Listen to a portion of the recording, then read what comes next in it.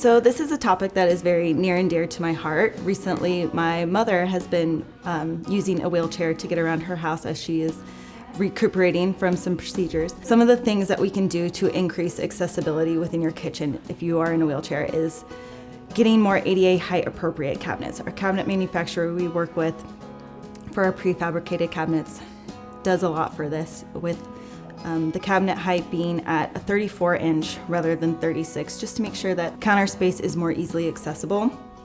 There are other options to consider, we can look into appliances, thinking about your microwave. Typically we see microwaves over your oven for your hood vent or just wall mounted in general.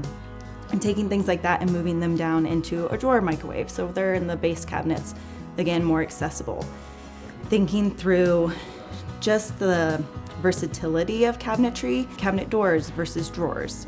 Drawers are gonna give you a lot more ability to reach everything that's further back deep into those cabinets, where if you just have a typical door, unless you're doing pull-out trays, you're not gonna be able to do that. So just really thinking through the functionality of the interior of the cabinets is very important. Other things to consider as you're designing your kitchen layout. Thinking through having open spaces underneath your countertop.